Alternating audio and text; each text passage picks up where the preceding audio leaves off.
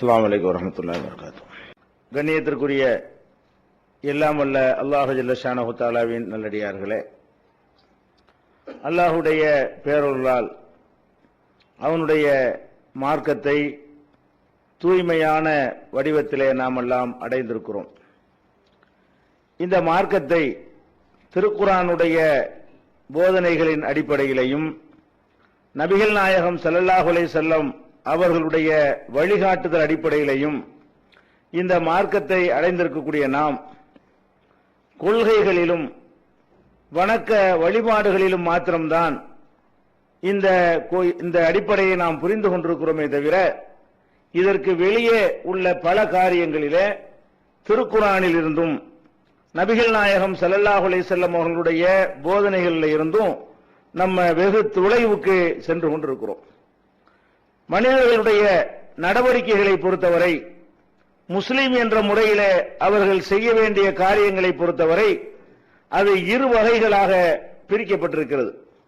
ஒன்று, இறைவனுக்கு மனிதன் செய்ய வேண்டிய காரியங்கள், இறைவனுடைய தொடர்பு கொள்ளக்கூடிய காரியங்கள். இந்த காரியங்களை எந்த ஒரு மனிதனுடைய தயவு இல்லாமல் ஒரு மனிதனால் செய்துவிட முடியும். நாம் தொழுகிறோம் என்றால் நாம தொழுதுவிட முடியும். நோன்பு வைக்கிறோம் என்றால் நாமவே நோன்பு வைத்திட முடியும். ஜக்காத்து கொடுக்கிறோம் என்றால் அதுக்கு மட்டும் ஒரு ஆள் வேணும், வாங்குறதுக்காக ஒரு ஆள் வேணும். ஹஜ்ஜி செய்வதாக இருந்தால் அதை நாம செய்துவிட முடியும். திக்ர்கள் தஸ்பீகளை நம்மளா செஞ்சிட முடியும். இது மாதிரி சில காரியங்கள் தான் அல்லாஹ்வுக்காக மனிதன் அவனா செய்து கொள்ளக்கூடிய நிலையிலே படைக்கப்பட்டிருக்கிறான்.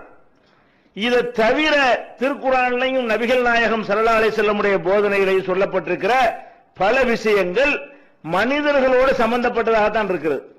நமக்கு சொல்லப்பட்டிருக்கிற எந்த ஒரு கட்டளை எடுத்துக்கொண்டாலும் ஒரு மனுஷனால் மாத்திரம் அதை செய்யவே இயலாது. அந்த மாதிரிதான் நமக்கு சொல்லப்பட்டிருக்கிற எல்லா அறிவுரைகளும் அடங்கி இருக்கிறது. திருமறை குர்ஆனை எடுத்துக்கொண்டோமேயானால் ஏராளமான நற்பண்புகளை, நற்குணங்களை பற்றி இஸ்லாம் நமக்கு சொல்கிறது. கெட்ட குணங்களை பற்றி, கெட்ட பண்புகளை பற்றி கண்டித்து சொல்கிறது. இதெல்லாம் எப்ப சாத்தியமாகும் கேட்டா மனிதர்களோடு இருந்தா தான் சாத்தியமாகும். ஒரு மனிதன் திருடக்கூடாது என்றால் அவன் மாத்திரம் ஒரே ஒருத்தன் உலகத்தில் இருந்தா திருடுவானா? தாப்பிக்கே வராது. மோசடி செய்யக்கூடாதுன்னு ஒரு அறிவுரை இருக்கிறது. ஒரே ஒருத்தன் தான் உலகத்தில் இருந்தா மோசடி செய்வானா? பொய் சொல்லக்கூடாதுன்னு ஒரு அறிவுரை இருக்கிறது. உலகத்தில் ஒருத்தன் தான் இருக்கிறானா, யார்கிட்ட போய் பொய் சொல்லுவான்? கோல் சொல்லக்கூடாதுன்னா அது ஒருத்தனால சொல்ல முடியுமா? எந்த ஒரு கெட்ட பண்புகளை விட்டு தவிர்த்து கொள்வதாக இருந்தாலும் அது மனித சமுதாயத்தோட கலந்துதான் செய்ய வேண்டிய நிலையில் இருக்கிறோம். அது மாதிரி பல நல்ல விஷயங்களை தர்மம் செய்கிறோம், அவனை ஒரு ஆள் மட்டும்தான் செய்ய முடியுமா? உண்மை பேசுகிறோம், அவன் யார்கிட்ட போய் பேசுவான்? மனிதர்கள்ட்ட தான் பேச முடியும். அப்ப நற்பண்புகளை எடுத்துக்கொள்வதாக இருந்தாலும் அது மனிதர்களோட தொடர்பு உள்ளதாக இருக்கிறது. கெட்ட பண்புகளை விட்டு தவிர்த்து கொள்வதாக இருந்தாலும் மனிதர்களோடு தொடர்புடையதாகத்தான் இருக்கிறது. இப்படிதான் சட்டங்கள் அதிகமா இருக்கிறது. எல்லா சட்டங்களும் எடுத்து பார்த்தீங்கன்னா மனுஷனோட நீங்க எப்படி வாழணுங்கிறதான் இருக்கிறது. அல்லாஹ்வோட நீங்க எப்படி நடக்கணுங்கிறது ரொம்ப கம்மியா இருக்கிறது. இறைவனுக்காக நம்ம ஒதுக்கக்கூடிய நேரங்கள் ரொம்ப குறைவுதான். இறைவனுக்காக நம்ம செய்யக்கூடிய வணக்கங்கள் ரொம்ப ரொம்ப கம்மியாகத்தான் இந்த மார்க்கத்தில் தரப்பட்டிருக்கிறது. மீதி உள்ள எல்லா கட்டளைகளுமே நீங்கள் வாழுகிற உலகத்தில் பலரோடு நீங்கள் வாழ்கிறீர்கள். உங்க குடும்பத்தோட எப்படி வாழ்வது, உங்க ஊர்ல எப்படி வாழ்வது, உங்க சமுதாயத்தோட எப்படி வாழ்வது, பிற சமுதாய மக்களோட எப்படி நீங்கள் வாழ்வது, உங்களுடைய கொடுக்கல் வாங்கல்களை எப்படி நீங்கள் அமைத்துக் கொள்வது, உங்க கல்யாண காட்சிகளை நீங்கள் எப்படி செய்து கொள்வது என்று மனிதர்கள் எப்படி தங்கள் வாழ்க்கை இந்த உலகத்தில் அமைத்துக் கொள்ள வேண்டுமோ, எப்படி அமைத்துக் கொண்டால் அவர்களுக்கு மற்றவர்களுக்கும் நன்மை தருமோ அதுதான் அதிகமாக இருக்கிறது. குர்ஆன்லயும் ஹதீஸ்லயும் அதிகமாக உள்ள விஷயத்தை எடுத்து பார்த்தீர்களே ஆனால் எல்லாம் மனுஷ சம்பந்தப்பட்டதாகத்தான் இருக்கும். அந்த விஷயங்கள்ல மனிதர்களோடு எப்படி நடக்க வேண்டும் என்று மார்க்கம் நமக்கு சொல்கிறதோ, குர்ஆன் எப்படி சொல்கிறதோ, நபிகள் நாயகம் ஸல்லல்லாஹு அலைஹி வஸல்லம் எப்படி சொல்கிறார்களோ அதில் நாம் எப்படி நடக்கிறோம், 100% அதை பேணுகிறோமா? 100 தொழுகை என்று சொன்னால் ரசூல் ஸல்லல்லாஹு அலைஹி வஸல்லம் எப்படி தொழுதார்களோ அப்படித்தான் தொழுவோம் என்று உறுதியாக நிற்கிறோம். விரல் அசைக்கிறோம், ஊரை எதிர்த்தால் நம்ம விட மாட்டேங்கிறோம், நெஞ்சில கை கட்டுகிறோம். அப்ப நபிகள் நாயகம் ஸல்லல்லாஹு அலைஹி வஸல்லம் சொன்னபடிதான் என்னுடைய வணக்கத்தை நான் அமைத்துக் கொள்வேன், என்னுடைய நோன்பை அமைத்துக் கொள்வேன். ஒரு 5 நிமிடம் தாமதமாக நோன்பு திறக்கிறார்கள், நாங்க முன்னாடியே நோன்பு திறப்போம், எங்களுக்கு என்ன பேர் சூட்டினாலும் பரவாயில்லை என்று அதுல நாம உறுதியை காட்டுறோம். தேவை அது பாராட்டத்தக்க உறுதி, கண்டிப்பாக அது கடைபிடிக்க வேண்டிய ஒரு விஷயம். அதுல காட்டுகிற அதே உறுதியை அதே அல்லாஹ் கட்டளையிடுகிற மற்ற விஷயங்களையும் காட்டணுமா இல்லையா? அதே அல்லாஹ்வுடைய ரசூல் வழிகாட்டுகிற மற்ற விஷயத்திலையும் காட்டணுமா இல்லையா? மற்ற விஷயங்கள்ல எப்படி வந்து விடுகிறது என்று சொன்னால் நம்முடைய சுயநலம் மேலமுகிறது. ஒரு மனிதரோடு உள்ள உறவுல ஒரு முடிவெடுப்பதாக இருந்தால் எனக்கு எது லாபம், அதுல மட்டும்தான் நம்முடைய கவனம் செல்கிறதே தவிர என் இறைவன் இதை எப்படி விரும்புகிறான் கவனம் போக மாட்டேங்குது. என்னுடைய தூதர் என்னுடைய தலைவர் எப்படி இதுக்கு வழிகாட்டி இருக்கிறார், இதுல நம்ம கவனம் செல்ல மாட்டேங்கிறது. இதுல என்ன மாதிரி நடந்து கொண்டால் எனக்கு லாபம், எனக்கு ஆதாயம், எனக்கு சிரமம் இல்லாத வழி எது என்கிறதுல மாத்திரம் தான் நம்ம கவனம் செலுத்தி கொண்டிருக்கிறோம். அதனால நம்ம இனிமேல் இந்த தொடர்கள்ல, இந்த ஜும்மாவுடைய தொடர்கள்ல நீங்கள் வாழக்கூடிய மனித குலத்தோடு உங்களுடைய உறவுகள் எப்படி இருக்க வேண்டும் என்பது குறித்து அல்லாஹ்வும் அவனுடைய திருத்தூதர் ஸல்லல்லாஹு அலைஹி வஸல்லம் அவர்களும் சொல்லி தந்த செய்திகளை நாம் ஒவ்வொன்றாக அறிந்து அதுலயும் நம்ம தேர வேண்டும், அதுலயும் நம்ம பாஸ் மார்க் எடுக்க வேண்டும். அதுலயும் நம்ம வெற்றி பெற்றால் தான் மறுமையில முழுமையான வெற்றியை அடைந்து கொள்ள முடியும் என்கிற வகையில் மனித குலத்தோடு உள்ள நம்முடைய உறவுகள் என்பதை பற்றி மார்க்கம் என்ன சொல்கிறது? ஒவ்வொரு விஷயமாக நாம் எடுத்துக்கொண்டு ஆய்வு செய்யலாம். ஒரு அடிப்படையை இந்த வாரம் நம்ம எடுத்துக்கொள்வோம். மனிதர்களோடு நம்ம வாழக்கூடிய நேரத்தில் சில நேரங்களில் நம்ம ஒரு ஒப்பந்தம் செய்கிறோம், சில நேரங்களில் வாக்குறுதி கொடுத்து விடுகிறோம். இந்த ஒப்பந்தங்களுக்கும் வாக்குறுதிகளுக்கும் நம்மிடத்துல என்ன மரியாதை இருக்கிறது? இந்த ஒப்பந்தத்துக்கு நம்ம கொடுக்கக்கூடிய முக்கியத்துவம் என்னவாக இருக்கிறது? இந்த வாக்குறுதிகளில் நமக்கு இருக்கிற ஒரு பொறுப்பு எவ்வளவு இருக்குன்னு பார்த்தோம்னு சொன்னா அது ஜீரோன்னு சொல்லணும். எந்த ஒரு வாக்குறுதியும் ஒரு விளையாட்டாகத்தான் நம்மிடமிருந்து வெளிப்படுகிறது. எந்த ஒரு ஒப்பந்தமுமே ஒரு வேடிக்கையாகத்தான் நம்மிடமிருந்து இருப்பதை நம்ம பார்க்கிறோம். அப்போ ஒப்பந்தம் என்பதற்கு வாக்குறுதிக்கு வித்தியாசம் இருக்கிறது. ஒப்பந்தம் என்று சொன்னால் ரெண்டு சைடில் உள்ளது. ஒப்பந்தம்னா நீ எனக்கு அதை கொடுத்தா நான் உனக்கு இது தருவேன், அது ஒப்பந்தம். வாக்குறுதி எல்லாம் ஒரு சைடு, நான் உனக்கு 1000 ரூபா நாளைக்கு தர்றேன், உனக்கு 10,000 ரூபா தர்றேன்னு சொல்றது இன்னொரு சைடில் எதிர்பார்க்கறது இல்லை. அப்போ ஒரு சைடாக இருக்கக்கூடிய வாக்குறுதி எடுத்துக்கொண்டாலும் சரி, இரண்டு பக்கமாக இருக்கக்கூடிய ஒப்பந்தத்தை எடுத்துக்கொண்டாலும் சரி, இதை நீங்க எப்படி பேணணும், இது எவ்வளவு முக்கியமான ஒரு விஷயம் என்பதை மார்க்க நமக்கு சொல்லி தருகிறது. ஒப்பந்தம் பல வகை இருக்கிறது. கல்யாணம் கூட ஒப்பந்தம் தான், நீங்க செய்யற வியாபாரம் கூட ஒப்பந்தம் தான். நீங்க பணத்தை கொடுக்குறீங்க, ஒருத்தர் ஞாபகம் தர்றான்னா அது கூட ஒரு ஒப்பந்தம் தான். எல்லாமே ஒப்பந்தம். மனித வாழ்க்கையில ஒரு மனிதன் இன்னொரு மனிதனோட தொடர்பு கொள்ளக்கூடிய பல விஷயங்கள் இந்த ஒப்பந்தத்தில் அடங்கக்கூடியதாக இருக்கிறது. இந்த ஒப்பந்தத்தை பற்றி நபிகள் நாயகம் ஸல்லல்லாஹு அலைஹி வஸல்லம் அவர்களும் அல்லாஹ்வுடைய வேதமும் எந்த மாதிரி நமக்கு வலியுறுத்துகிறார் என்று பார்க்கும் பொழுது நம்ம ரொம்ப பின்தங்கி இருக்கிறோமோ, நம்ம உணர்வு பூர்வமாகத்தான் எதையும் அணுகிறோமோ என்று நினைக்கிற வகையில் இருக்கிறது. நபிகள் நாயகம் ஸல்லல்லாஹு அலைஹி வஸல்லம் அவர்கள் காபிர்களோட வாழக்கூடிய நேரத்தில், அவர்களோட பிரச்சனை இருக்கிற நேரத்தில் அவங்கள்ட்ட ஒப்பந்தம் பண்ணாங்க. ஒப்பந்தம் காசு பணத்து தான் வரும்னு சொல்ல இயலாது. ஒரு தெரு பிரச்சனையில் வரும், தண்ணி பிரச்சனையில் வரும், ஒரு விவகாரத்தில் வரும், எல்லாத்துலேயும் வரும். அப்போ அந்த மாதிரி அவர்களுக்குள்ள நிறைய பிரச்சனைகள் இருந்த காரணத்தினால காபிர்களோடவும் சில ஒப்பந்தங்கள் செய்ய வேண்டிய நிலைமை ஏற்படுகிறது. அந்த நேரத்தில் எல்லாம் ஒப்பந்தம் செஞ்சிட்டமே என்பதற்காக வேண்டி நம்ம நினைச்சு பார்த்தா கூட ஒத்துக்கிற மாட்டோம். நபிகள் நாயகம் ஸல்லல்லாஹு அலைஹி வஸல்லம் நிறைவேற்றினதை பார்த்தா இது ஏன் நிறைவேற்றினாங்க, இது நமக்கு பெரிய பாதிப்பாவில் இருக்கிறது என்று நம்முடைய மனசாட்சி கூட சொல்லும். அதையெல்லாம் தாண்டி ஒப்பந்தம் தான். அது முஸ்லிம் அல்லாதவர்கள்ட்ட செய்கிற ஒப்பந்தமாக இருந்தாலும் அதை நீ நிறைவேற்றி தான் ஆகணும் என்கிற வகையில் நபிகள் நாயகம் ஸல்லல்லாஹு அலைஹி வஸல்லம் அவர்கள் அவ்வளவு பிடிவாதமான போக்கை கடைபிடிக்கிறார்கள். அவங்களுடைய வரலாறுல பார்க்கிறோம். ஹுதைஃபா பின் யமான் ஒரு சஹாபி இருந்தாங்க. அவங்க நபிகள் நாயகம் ஸல்லல்லாஹு அலைஹி வஸல்லம் ரொம்ப நெருக்கமான ஒரு சஹாபி. சில விஷயங்களை ரகசியமாக ஒன்றை சொல்வதாக இருந்தால் அவர் ரகசியத்தை பேணக்கூடியவர்ங்கிற வகையில் அவர்கிட்ட போய் சொல்லுவாங்க. அந்த அளவுக்கு நபிகள் நாயகம் ஸல்லல்லாஹு அலைஹி வஸல்லம் அவர்களுக்கு ரொம்ப நெருக்கமான ஒரு சஹாபி யாருன்னா ஹுதைஃபாங்கிற சஹாபி. அவர் பத்ர் போர்ல கலந்து கொள்ளல. ஆனா பத்ர் போர் நடக்கக்கூடிய நேரத்தில் ஒரு முஸ்லிமா இருந்தார். பத்ர் போர் நடக்கக்கூடிய நேரத்தில் அவர் இஸ்லாத்துல இருந்தாரு. அவரால் கலந்து கொள்ள முடிகிற ஒரு நிலைமையில இருந்தாரு. அவர் கலந்து கொள்ளவே இல்லை. அப்ப இதை பற்றி கேட்கிறாங்க. எங்க இஸ்லாமிய வரலாற்றிலேயே பத்ர் தானே ரொம்ப ஒரு நெருக்கடியான ஒரு கட்டம். அந்த கட்டத்திலான முஸ்லிம்களுக்கு வாழ்வா சாவாங்கிற ஒரு நிலைமையா இருந்தது. அந்த மாதிரி ஒரு அதிகமான ஒரு நன்மையை பெற்று தரக்கூடிய அதுலயும் அவங்களுடைய பங்களிப்பு இல்லை.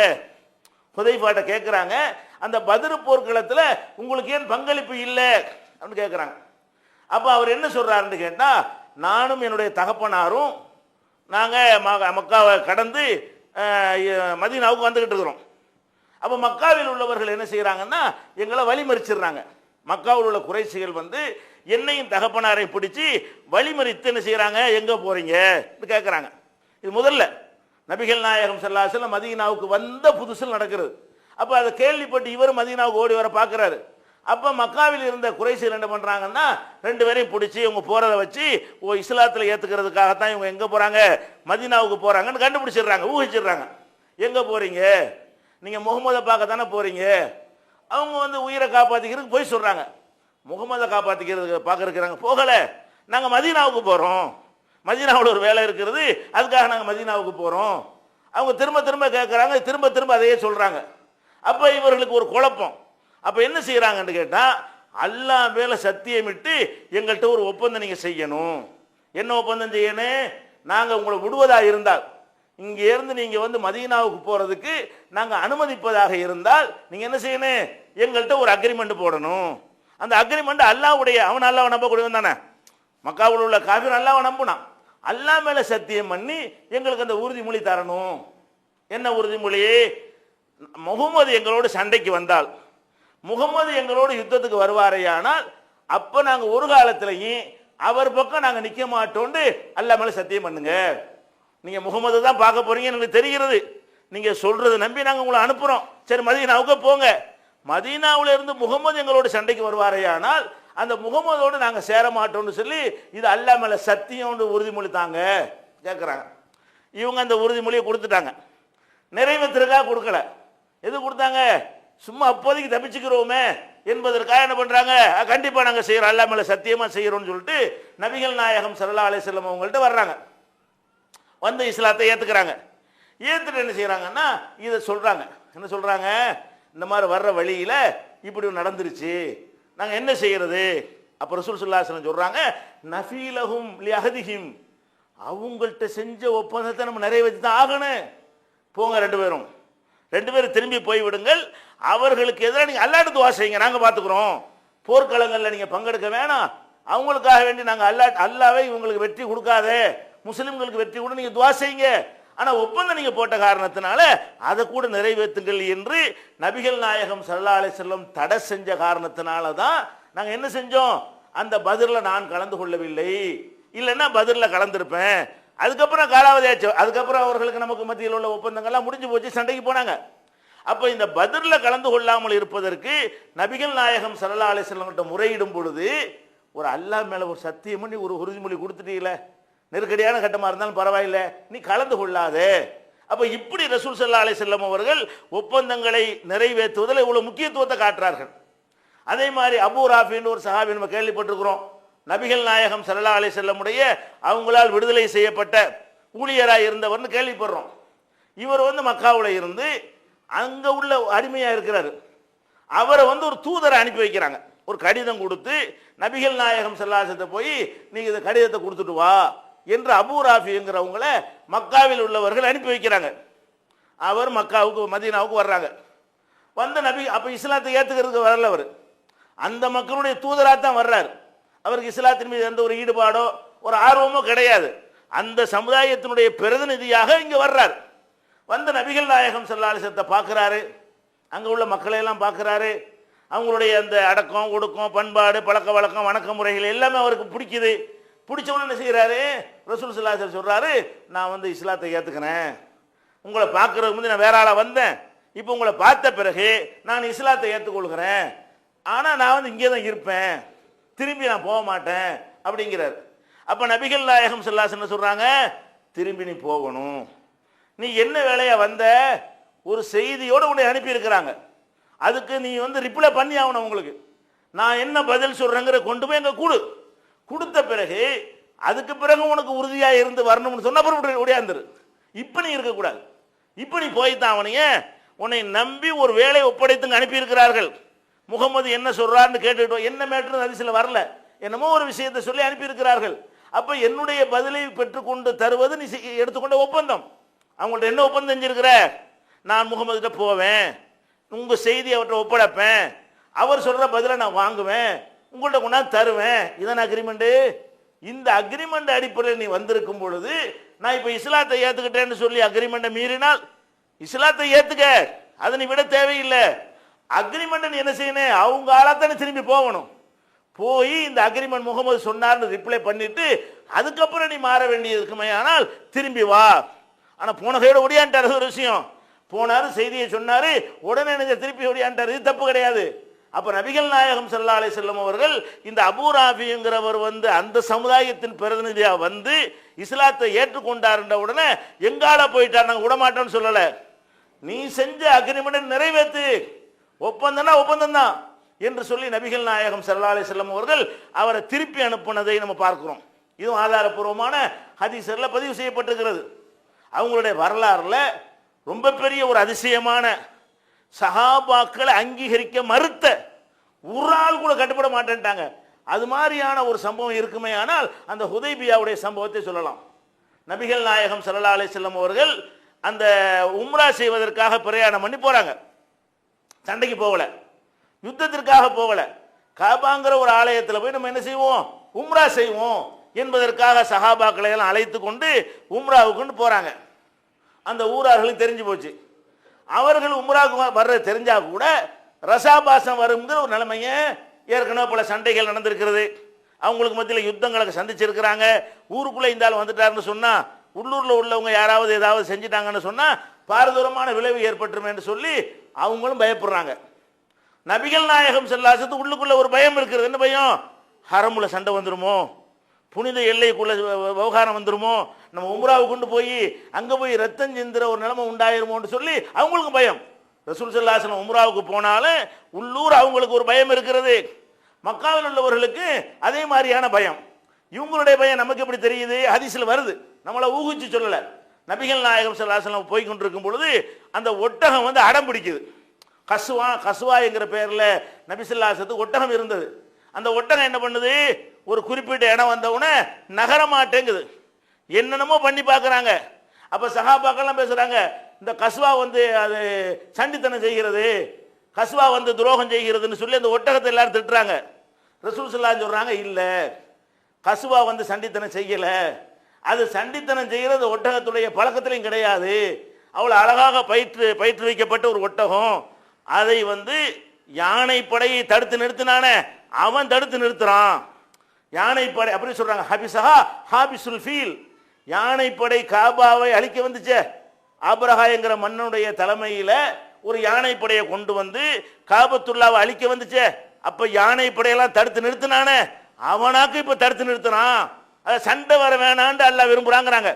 எதுக்கு அல்லாஹ் தடுத்திருக்கிறான்னு கேட்டா, அந்த ஹரமுல எப்படி சண்டைக்கு வரும் பொழுது யானைப்படை அல்லாஹ் தடுத்து நிறுத்தினானோ அந்த மாதிரி என்னுடைய இந்த ஒட்டகத்தை அல்லாஹ் நிப்பாட்டி இருக்கிறான் என்று சொல்லிவிட்டு சொல்றாங்க, இப்ப நான் வந்திருக்கிறேன், ஹரமில் ரத்தத்தை ஓட்டக்கூடாது என்பதற்காக எத்தகைய உடன்படிக்கைக்கு அவர்கள் வந்தாலும் நான் இணங்கி போவேன். அப்ப சொல்றாங்க ரசூல் ஸல்லல்லாஹு அலைஹி வஸல்லம், நான் உம்ராவுக்கு தான் வந்திருக்கிறேன், ஆனா ரத்தம் ஓடிடுமோ என்கிற ஒரு நிலைமை ஏற்பட்டு அதை தவிர்ப்பதற்காக எந்த விலை கொடுக்க வேண்டி வந்தாலும் நான் கொடுப்பேன் என்று நபிகள் நாயகம் ஸல்லல்லாஹு அலைஹி வஸல்லம் இந்த பக்கம் சொல்றாங்க. பயந்துருக்காங்கன்னு வழங்குது. என்ன பயம்? ஹரமுல ரத்தம் ஓட்டிடக்கூடாது, புனித இடத்துல போய் வணக்கஞ்சியை போறோன்னு போய் ரத்தார ஓட்டிடக்கூடாது, அதை தவிர்க்க விரும்புறாங்க. இது ஒரு அறிகுறியாகவும் நினைக்கிறாங்க. இந்த ஒட்டகம் சண்டித்தனம் பண்ணதை சரி அல்லாஹ் விரும்பல, ஏன் வந்தீங்கன்னு அல்லாஹ் தடுக்கிறாங்கிற மாதிரி அவங்களுக்கு ஃபீலிங் ஆகுது. அங்கேயும் அதே மாதிரி, அங்கே என்னது, உள்ள வந்து உம்ராண்டு வந்து மொத்தத்தை கைப்பற்றி என்ன பண்றது, நம்மளுக்கு ஏற்று செஞ்சா என்ன, அவங்களும் இந்த மக்காவில் ரத்தம் ஓட்டக்கூடாது என்பதில் அக்கறை உள்ளவங்களாக தான் இருந்தாங்க. அப்போ அவங்களும் என்ன செய்கிறாங்கன்னு கேட்டால், நடுவில் ஒரு ஆட்களை அனுப்பி தூது மாதிரி பேசுகிறாங்க. அப்போ ரசூல் ஸல்லல்லாஹு அலைஹி வஸல்லம் இங்கே முகாமிட்டு இருக்கிறாங்க ஹுதைபியாங்கிற இடத்துல. அங்கே இருந்து என்ன செய்கிறாங்க, ஒரு சாரார் வந்து பேச்சுவார்த்தை நடக்குது. அப்போ பேச்சுவார்த்தை நடந்து என்ன முடிவு வருது, ஒரு அக்ரிமெண்ட் போட்டுக்கிருவோம். பேச்சுவார்த்தையில் என்ன செய்வோம், சும்மா பேச்சுவார்த்தை, இப்போ திரும்பிலாம் நாங்கள் போக மாட்டோம், உள்ளே வரணும்னு இவங்க சொல்கிறாங்க, திரும்பி போங்கன்னு இவங்க சொல்கிறாங்க, இப்படி போக முடியாது. நாங்கள் திரும்பி போகிறத எந்த அடிப்படையில், என்ன அடிப்படையில் திரும்பி போவது, நீங்களும் நாங்களும் இனிமேல் எப்படி உங்களுக்கு பயந்துக்கு நாங்கள் திரும்பி போக மாட்டோம், ஒரு உறுதிமொழியோடு தான் திரும்பி போவோம்ங்கிற அடிப்படையில் பேச்சுவார்த்தை என்ன செய்யுது, நடத்தணும்னு முடிவு எடுக்கிறாங்க. பேச்சுவார்த்தையுடைய தலைவராக சுஹைல்னு ஒரு ஆளை அனுப்பி வைக்கிறாங்க. அந்த சமுதாயத்தில் நல்ல நாவன்மை மிக்கவர், ரொம்ப அற்புதமாக விஷயங்களை எடுத்து விளக்கக்கூடிய ஒரு தலைவராக இருந்தார். அந்த சுஹைல்ங்கிற ஒரு ஆளை வந்து கடைசியாக என்ன செய்கிறாங்க, அனுப்பி வைக்கிறாங்க. நபிகள் நாயகம் ஸல்லல்லாஹு அலைஹி வஸல்லம் அவங்களும் அவர் பேசிக்கிட்டு இருக்கிறாங்க. என்ன பேசுகிறாங்க, முகமது நீங்கள் இந்த வருஷம் திரும்பி போயிடணும், இந்த வருஷம் அக்ரிமெண்ட் என்னது, நீங்கள் வந்துட்டீங்கல்ல திரும்பி போயிடணும், ஆனால் அடுத்த வருஷம் நீங்கள் வாங்க தடுக்க மாட்டோம். அது அறவே தடுக்கிறதா இருந்தா திரும்பி போக மாட்டாங்க ரசூல் ஸல்லல்லாஹு அலைஹி வஸல்லம். அது அக்ரிமெண்ட் அதானே. இந்த வருஷம் வேணாங்கிறீங்களா, அது பெரிய வாக்குவாதம் நடக்கிறது. கடைசி அக்ரிமெண்ட் என்ன, நீங்க உம்ராவுக்கு வந்தீங்கல்ல, இப்போ நாங்கள் விட மாட்டோம். விட்டோம்னு சொன்னா குறைஷிகள் வந்து கோழைத்தனமாகி விட்டார்கள் ஊரே பேசிடும், உலகமே எங்களை விமர்சிக்கும். நாங்க பயந்துட்டோன்னு ஒரு விஷயம் வந்துடக்கூடாது, எங்களுக்குன்னு ஒரு மான பிரச்சனையா போச்சு. இது மான பிரச்சனையா இருக்கிறதுனால எங்களுக்கும் இல்லாம உங்களுக்கும் இல்லாம உங்களுக்கும் மான பிரச்சனை ஆயிடக்கூடாது. அதனால என்ன பண்ணுங்க, இந்த வருஷம் திரும்பி போயிருங்க, அடுத்த வருஷம் நீங்க வந்து நாங்கள் தடுக்க மாட்டோம். இது நாங்க உங்களுக்கு விட்டு தரோம், நீங்க எங்களுக்கு இதை விட்டு தாங்க. ரெண்டு பேரும் விட்டு தராங்க. என்னது, இந்த வருஷம் வரக்கூடாது என்பதில் ரசூல்லா விட்டு தர்றாங்க, அடுத்த வருஷம் தடுக்க கூடாதுங்கிறதுல அவங்க விட்டு தர்றாங்க. சரின்னு சொல்லி என்ன செய்யறாங்க, ரசூல் ஸல்லல்லாஹு அலைஹி வஸல்லம் ஒத்துக்கிறாங்க. சரி இந்த வருஷம் திரும்புறோம். கொதிக்குது, சஹாபாக்கள்லாம் கொதிக்கிறாங்க. என்னது, உமர் ரலியல்லாஹு அன்ஹுல இருந்து ஒவ்வொரு சஹாபியும் இது என்ன, இது அக்ரிமெண்ட், எதுக்கு வந்தோம், இபாத்து செய்ய வேணாம் தடுக்கிறான், நீங்க என்ன பண்றீங்கன்னு நேருக்கு நேரில் நீங்க அல்லாஹ்வுடைய தூதர் நெசமா தூதர் அப்படின்னா கேட்குறாங்க. நீங்க நெசமா அல்லாஹ்வுடைய தூதர் தானா? ஆமா. உம்ராவுக்கு வருவோன்னு தானே கூட்டு வந்தேன். ஆமா. அப்ப ஏன் போக சொல்றீங்க, இந்த வருஷம் உம்ரான்னு ஒன்று சொன்னா, இந்த வருஷம் உம்ரா செய்வோம் நம்ம சொன்னா, அடுத்த வருஷம் செய்வோம் இன்ஷா அல்லாஹ் அப்படின்னு அதெல்லாம் சமாதானப்படுத்துறாங்க. ஆனா அது முழுசா எடுபடலை. கடைசி என்ன ஆகுது, அடுத்த கண்டிஷனை போடுறாங்க. என்ன கண்டிஷன், உங்களை சேர்ந்த யாராவது, எங்க மக்காவில் உள்ள யாராவது உங்க மார்க்கத்தை ஏற்றுக்கொண்டு உங்கள்கிட்ட வந்தாங்கன்னு சொன்னா பிடிச்சி எங்களை திருப்பி தந்துடணும். மக்காவுல இருந்து ஒரு ஆள் இஸ்லாத்தை ஏற்றுக்கிட்டு நாளைக்கு மதீனாவுக்கு வரலாம், அப்படி வந்தார்களே ஆனால் அவங்கள திருப்பி எங்கள்கிட்ட கொண்டாந்து என்ன செய்யணும், ஒப்படைக்கணுங்கிறாங்க. ரசூலுல்லாஹ் அதுவும் சரின்ட்டாங்க. உடனே சரிங்களே, வாக்குவாதம் நடந்து கடைசி ஒரு முடிவுக்கு வருவாங்கல்ல, கடைசி முடிவு என்னது, சரிப்பான்னு சொல்லிட்டாங்க. சொல்லிக்கிட்டு இருக்கும்போதே இந்த சுகையில் இருக்கார்ல, இவருடைய மகனே ஓடி வர்றாரு, இஸ்லாத்தை ஏற்றுக்கொண்டு வராங்க. யார் அந்த சமுதாயத்தின் சார்பாக பேசி கொண்டிருக்கிறாரோ அந்த சுகையிலுடைய மகன் அபூ ஜந்தல்ங்கிறவர் என்ன செய்யறாரு, விலங்குகள் போட்டு வச்சிருக்கிறாங்க, அவரை விலங்கு அறுத்துட்டு ஓடியான்ட்டார். அவர் இந்த இடத்துக்கு பக்கத்திலான மக்காவில் இருந்து பக்கமா இருக்கும், ஓடி வந்துட்டாரு. ஓடி வந்தோன்னு என்ன செய்யறாரு, அல்லாஹ்வுடைய தூதரை என்னை ஏத்துக்கிறங்கிறாரு. உடனே சுகையில் என்ன பண்றாரு, நம்ம அக்ரிமெண்ட் என்ன, வந்தா திருப்பி தரணும் இருக்குதா அப்படிங்கிறாங்க. அப்ப ரசூல் ஸல்லல்லாஹு அலைஹி வஸல்லம் சொல்றாங்க, அட பேசி தானே போறோம், எழுதலையே, இப்ப கையெழுத்து ஒன்றும் போடலேங்கிறாங்க. ரசூல் ஸல்லல்லாஹு அலைஹி வஸல்லம் சமாளிச்சு பார்க்கறாங்க, நான் கையெழுத்தா போட்டோம், பேசி தானே இருக்கிறோம், அதெல்லாம் முடியாது, இல்லைன்னா ஒப்பந்தத்துக்கு நான் வரமாட்டோம், ரெத்தார் ஓட்ட ரெடிங்கிற மாதிரி அவங்க பேசுறாங்க. அப்ப ரசூல் ஸல்லல்லாஹு அலைஹி வஸல்லம் என்ன பண்றாங்க, சரி ஒப்பந்தம் இருக்கிறது, இந்த ஒரு ஆளுக்கு மட்டும் எனக்கு வந்து சலுகை கொடுங்க, இனிமே ஒரு வச்சுக்கிடுவோம், ஒப்பந்தம் முடிவாக ஆகியிருக்கட்டும். ஒரு ஆள் வந்துட்டார்லப்பா, அவர் கெஞ்சுறாரு, நான் முஸ்லீமாகி வந்தவொடனே திருப்பி அனுப்ப போறீங்களா அப்படிலாம் கேட்கிறாரு. ரசூலுல்லாஹ் இறங்கி எவ்வளோ சொல்லி பார்க்குறாங்க, அந்த பேச்சே இடம் கிடையாது. ஒப்பந்தத்தை முதல்ல நீங்கள் நிறைவேற்றலாங்கிறதுக்கு இதை நாங்கள் அளவுகளை வைக்கிறோம். சரின்னு சொல்லிட்டாங்க ரசூல் ஸல்லல்லாஹு அலைஹி வஸல்லம். சரி அவரை அழைச்சிட்டு போங்க, அங்கே ஒப்படைச்சிடுறாங்க. அதுக்கப்புறம் என்ன ஆகுது, ஒப்பந்தம் ஆவலை பாருங்க, கையெழுத்து ஆவலை. உடனடியாக ரசூல் ஸல்லல்லாஹு அலைஹி வஸல்லம் என்ன செய்யறாங்க, அதை ஒப்படைக்கிறாங்க. இதுக்கப்புறம் என்ன, அவர் சங்கில எடுத்துட்டு ஓடி போயிரு, அது ஒரு விஷயம். ஆனால் அவங்கள்ட்ட என்ன செய்யறாங்க, ரசூல் ஸல்லல்லாஹு அலைஹி வஸல்லம் ஒப்பந்தத்துக்காக வேண்டி ஒப்படைச்சிடுறாங்க. போன பிறகு அபூ பஸீர்னு ஒரு ஆள் என்ன பண்றாரு, அவர் மக்காவில் இருந்து ஓடி வந்து ரசூல் ஸல்லல்லாஹு அலைஹி வஸல்லம் வந்து மதீனாவுக்கு ஓடியாந்துடுறாரு. அவரை விரட்டிக்கிட்டே ரெண்டு பேர் வர்றாங்க, மக்காவில் இருந்து பிடிச்சி தர்றதுக்காக வேண்டி. ரசூலுல்லாஹ் வந்து சந்திக்கிறாங்க, ஒப்பந்தப்படி நீங்கள் வந்துட்டாரு, எங்கள்கிட்ட நீங்கள் திருப்பி தந்துடணும். அப்போ ரசூல் ஸல்லல்லாஹு அலைஹி வஸல்லம் பிடிச்சவர் என்ன செய்கிறாங்க, ஒப்படைக்கிறாங்க. முஸ்லீம் தான் அவர், ஒப்படைக்கிறாங்க. அவர் போய் தப்பிச்சு முடியாது, அது ஒரு விஷயம். அவங்க ரெண்டு பேரில் ஒரு ஆளை காலி பண்ணி விட்டு அவர் போய் ஒரு இடத்துல ஒதுங்கிட்டாரு. ஆனால் ரசூல் ஸல்லல்லாஹு அலைஹி வஸல்லம் பொறுத்த வரைக்கும் முஸ்லீமா வந்துட்டாரு, கள்ளத்தனம் பண்ணுவோமே, அதெல்லாம் வந்து நாங்கள் என்ன செய்வோம், ஒளிஞ்சிக்க எங்கேயாவது ஒளிச்சு வைக்கலாம்ல, என்கிட்ட ஒளிஞ்சு இருந்துக்க, எனக்கு தெரியாதுன்னு சொல்லி போடுறேன், அதெல்லாம் கிடையாது. ஒப்பந்தம் எழுதுனா எழுதுனது தான்.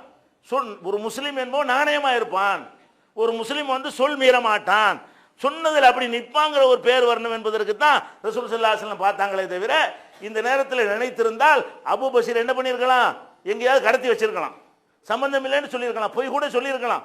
ஆனால் அப்படி பிடித்து என்ன செய்யறாங்க, ரசூல் ஸல்லல்லாஹு அலைஹி வஸல்லம் ஒப்பந்தத்தின்படி கொடுக்குறாங்க. கொன்னுட்டு மறுபடியும் வர்றாரு, ஒரு ஆளை கொன்னு விட்டு உன் வாழ் நல்லா இருக்கான்னு கேட்குறாரு. அவனுக்கு இருக்குத்தனமா, ஆமாம் நல்லா தான் இருக்குங்கிறான். அதை டெஸ்ட் பண்ணுற மாதிரி பார்த்து என்ன செய்யறாரு, ஒரு ஆளை கொன்னுட்டு ஓடி இன்னொருத்தரை கொல்ல போகும்போது பயந்து ஓடினான். அவன் விரட்டிட்டே வர்றான். ரசூலுல்லாஹ் அல்லாஹ்வுடைய தூதரே, இந்த மாதிரி ஒரு ஆளை கொண்டு விட்டு என்னையும் கொல்றது விரட்டிட்டு வர்றாரு. அப்போ ரசூலுல்லாஹ் என்ன பண்ணுறாங்க, இந்த ஆள் கொஞ்சம் இடம் கொடுத்தோம்னா, ஒரு ஆள் சப்போர்ட் கிடைச்சா நாளைக்கு வர்ற சண்டை இன்னைக்கே உண்டாக்கிடுவார் போல இருக்குன்னு சொல்கிறாங்களா. ஆஹா, மறுபடியும் நம்மளை பிடிச்சி கொடுத்துட்ற ஓடி போயிடுறாரு. அவர் ரசூலுல்லாஹ்ட்ட இருந்தால் மறுபடியும் பிடிச்சி ஒப்படைச்சிருவாங்க, நம்முடைய செயலை ரசூலுல்லாஹ் அங்கீகரிக்கலைன்னு சொல்லி மறுபடியும் ஓட்டம் எடுத்துடுறாரு.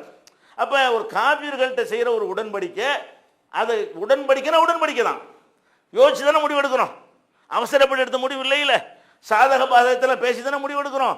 அந்த மாதிரி எடுத்த ஒரு உடன்படிக்கையும் கூட ரசூல் ஸல்லல்லாஹு அலைஹி வஸல்லம் உசுரை கொடுத்து நிலைநாட்டுறாங்க.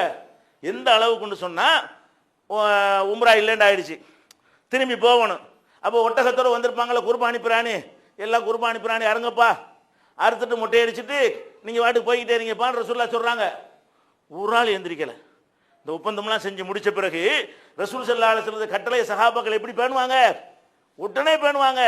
சஹாபாக்கள்கிட்ட சொல்கிறாங்க, நம்ம வந்த வேலை நடக்கலை, அதனால் குர்பானிக்குன்னு பிராணியை கொண்டு வந்துட்டோம், அதை இங்கே அறுத்துருங்க, மொட்டை இப்போ அந்த நம்ம வேலை முடிஞ்சிருச்சுங்க, இஹ்ராம் விட்டு களையிறதுக்காக வேண்டி நீங்கள் மொட்டை எடுத்து என்ன செய்யுங்க, இஹ்ராம்லேருந்து விடுபட்டுருங்க அப்படின்னு உத்தரவு போடுறாங்க. ஒரு ஆள் கேட்கல, திருப்பி சொல்கிறாங்க, ஒரு ஆள் எந்திரிக்கலை.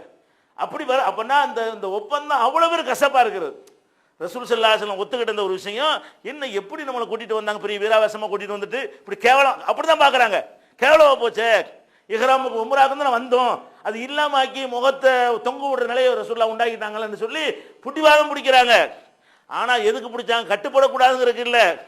இந்த புடிவாதத்தினால ரசூல் ஸல்லல்லாஹு அலைஹி வஸல்லம் முடிவை மாத்தினாலும் மாத்திருவாங்க, இல்லை வாங்கப்பா போவோன்னு கூட்டிட்டு போயிடுவாங்கன்னு நினைச்சாங்களே தவிர எதிர்த்து நிற்கிறத செய்யலை. அவங்க என்னது ரசூலுல்லாஹ்ட்ட இப்படி எதிர்ப்பு தெரிவித்தால் முடிவை மாத்திடுவாங்கன்னு நினைச்சாங்க. உம்மு சலமாட்ட ரசூலுல்லாஹ் உள்ள போறாங்க. உம்மு சலமா என்ன சொல்றாங்க, ஒரு நல்ல யோசனை சொல்றாங்க, நீ யார்ட்டையும் பேசாதீங்க, நீங்க வாட்டுக்கு போய் நீங்க முதல்ல குர்பானியை கொடுங்க, நீங்க மொட்டை அடிங்க, மடமட எல்லாம் செய்ய ஆரம்பிச்சிருவாங்க, நீங்க வளைஞ்சிருவீன்னு அவங்க பாக்குறாங்க, உங்களை மீறதுக்கு அவங்க நினைக்கல, நீங்க செஞ்சிட்டீங்கன்னா இதுல மாற்றம் கிடையாதுன்னு முடிவு வந்துருவாங்க. அதனால நீங்க போய் முதல்ல என்ன செய்யுங்க, குர்பானி பிராணி அருங்க, நீங்க மொட்டை அடிங்க, மடமட எல்லாம் செய்வாங்கன்னு உம்மு சலமா சொன்ன உடனே யார்ட்டையும் பேசாம ரசூலுல்லாஹ் வர்றாங்க. அப்படி செஞ்ச உடனே மடமட எல்லாம் செய்ய ஆரம்பிச்சிட்டாங்க. அப்ப ரசூலுல்லாஹ் மீறுவது நோக்கம் அல்ல, சஹாபாக்கள் கட்டுப்படாம இந்த திருப்தி இல்லை, ரசூலுல்லாஹ் எப்படியா சரி கட்டிடலாம், கோபமா இருந்தா இந்த முடிவை மாத்துவாங்க, ஒப்பந்தத்தை உடைச்சிக்கிட்டு நம்மளை உள்ள கூட்டிட்டு போயிடுவாங்க, அது இல்லைன்னு கன்ஃபார்மா மொட்டை அடிச்சாச்சு தெரிஞ்ச உடனே, குர்பானி பிராணி அர்த்தாத்தின்னு தெரிஞ்ச உடனே உம்ரா இனி இல்லை, தெளிவா ரசூலுல்லாஹ் டிக்ளேர் மாற்ற மாட்டேன் என்பதை செயல் மூலமா நிரூபிச்ச உடனே அவ்வளோ அப்படி கட்டுப்பட்டாங்க. சஹாபாக்கள் அப்போ அவ்வளோ விருப்பான ஒரு விஷயத்தை கூட சஹாபாக்கள் அந்த மாதிரி கடைப்பிடிச்சது பார்க்குறோம். அப்போ நம்முடைய வாழ்க்கையில் இந்த ஒப்பந்தங்கள், நிறைய ஒப்பந்தங்கள் சம்மந்தமாக நிறைய தெரிந்து கொள்ள வேண்டிய விஷயங்கள் இருக்கிறது. நம்ம ஒரு சமுதாயத்தோட, ஒரு நிறுவனத்தோட, ஒரு நபரோட, ஒரு எதிரியோட, பிற இயக்கங்களோட என்ன ஒரு அக்ரிமெண்ட் போட்டாலும் சரி, அந்த அக்ரிமெண்ட் என்ன செய்யணும், உசுரை கொடுத்து காப்பாற்றணும். அதில் நமக்கு பாதிப்பு இருந்தாலும் என்ன செய்யணும், அந்த அக்ரிமெண்ட்டை நிறைவேற்றுவதில் உறுதியாக நிற்க வேண்டும். இது தொடர்பான அடுத்தடுத்த விஷயங்கள் இன்ஷா அல்லாஹ் அடுத்தடுத்த வாரங்களில் பார்க்கலாம்.